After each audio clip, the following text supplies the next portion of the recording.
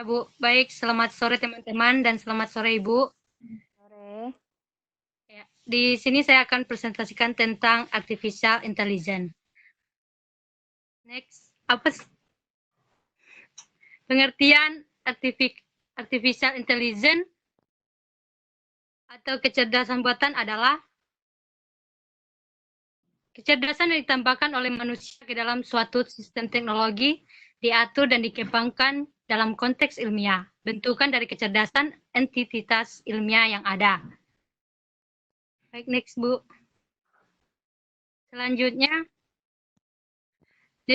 definisi kecerdasan buatan menurut para ahli. Yang pertama itu John McCarthy pada tahun 1956.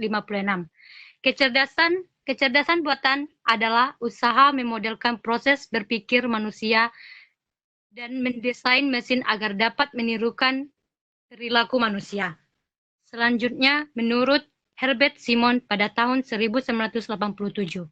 Kecerdasan buatan adalah tempat suatu penelitian, aplikasi, dan instruksi yang terkait dengan pemrograman komputer dalam melakukan suatu hal yang menurut pandangan manusia cerdas. Selanjutnya itu, Menurut ahlinya cukup satu aja, nggak perlu semuanya kamu bacakan. oh Bilang iya Bu, gitu tuh ya. Ya, langsung ke sini. ya, Langsung ke pemanfaatan AI. pemanfaatan AI dalam bidang pariwisata, yaitu masyarakat kini hidup berdampingan dengan kemajuan teknologi yang begitu pesat. Perkembangan teknologi atau digitalisasi ini juga merambah industri perhotelan. Kecerdasan buatan merupakan inovasi teknologi yang tak hanya merevolusi dari sisi pengalaman konsumen, namun juga mampu memberikan kemudahan dari sisi bisnis. Bagi pemilik hotel, penting untuk berhubungan dengan inovasi teknologi terbaru agar tetap dapat berkompetisi dalam industri yang dinamis. Memastikan pengalaman pelanggan yang berkualitas membutuhkan pendekatan menyeluruh. Melibatkan banyak aspek operasional dan profesional. Dalam teknologi tersebut pun diharapkan dapat membantu mengelola operasional hotel sehingga dapat lebih efektif dan efisien, juga memberikan pengalaman yang terstandarisasi bagi konsumen.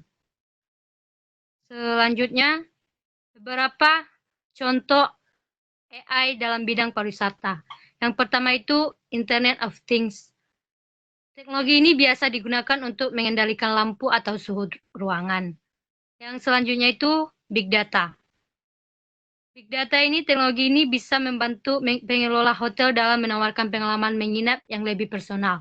Misalnya, pengelola hotel dapat membantu menyarankan lokasi wisata yang lebih tepat kepada tamu berdasarkan usia, budget, dan jenis kelamin. Selanjutnya itu kecerdasan buatan atau artificial intelligence itu sendiri, yaitu melalui teknologi ini, nantinya para pemilik hotel bisa memprediksi momen ketika kamar-kamar terisi penuh melalui analisis AL berdasarkan tren check-in para tamu. Teknologi ini juga bisa menentukan dengan tepat keluhan tamu dan melihatnya dari cabang dan kamar mana keluhan tersebut berasal sehingga bisa langsung ditindaklanjuti. Selanjutnya ada contoh berikutnya, augmented reality R. Yaitu dengan teknologi ini, tamu bisa melakukan tur virtual ke kamar dan sekeliling hotel guna mengetahui fasilitas maupun atraksi yang ditawarkan di sekitar hotel. Contoh berikutnya yaitu teknologi pengenalan. Yaitu teknologi ini bisa dimanfaatkan para tamu untuk membuka kamar hotel, mereka dan melakukan check-in atau check-out menggunakan sidik jari dan pemindahan wajah. Selanjutnya itu ada chatbot. Teknologi ini difungsikan untuk menjawab pertanyaan layanan yang memungkinkan para tamu untuk berinteraksi dengan AL melalui tampilan chat. Selanjutnya, perkembangan AI dalam bidang pariwisata.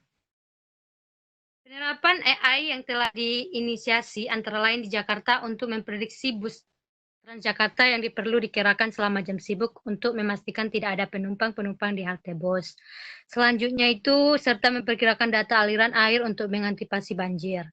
Dan inovasi AI pada wisata Jepang untuk membantu navigasi para wisatawan menemukan jalan dengan mudahnya.